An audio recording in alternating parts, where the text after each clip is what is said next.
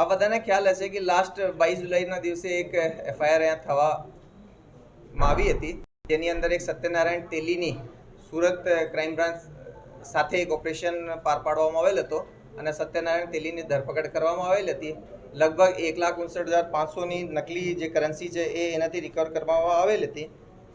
આ કેસની જે ફર્ધર તપાસ કરવામાં આવેલ તો એક તાહિર નામના આરોપીનું નામ જાહેર થયેલ હતો, જે કે મૂળ માલદા વેસ્ટ બંગાળનો રહેવાસી છે. એ આરોપી ઉપર એક ટીમ બનાવવામાં આવેલી, જેમાં એસપી કે સિદ્ધાર્થ અને વિરજીત હતા અને વાયરલેસ પીએસઆઈ હેમંત નીનામા હતા. આ તાહિરના જે નયા આઈડેન્ટિફાયર્સ છે, ફોન નંબર્સ વગેરે આઈડેન્ટિફાઈ કરવામાં આવેલા અને એક ટીમ જેમાં police inspector CH Panara, head constable Sureshbhai Galiya અને પોલીસ કોન્સ્ટેબલ અંજુમ શેખને ત્યાં માલદા મોકલવામાં આવેલ.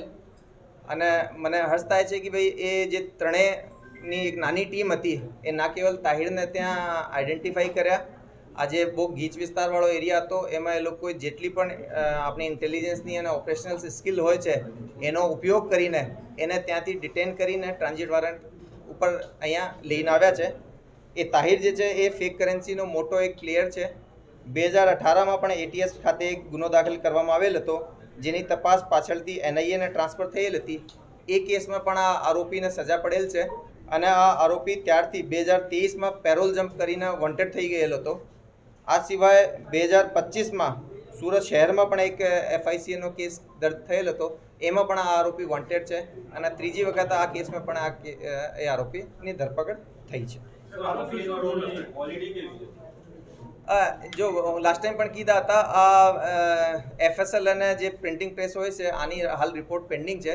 એની રિપોર્ટ આધારે જ અમે ક્વોલિટી બાબતમાં કે હાઈ ક્વોલિટી છે કે કઈ રીતનું છે આ કહી શકાય છે.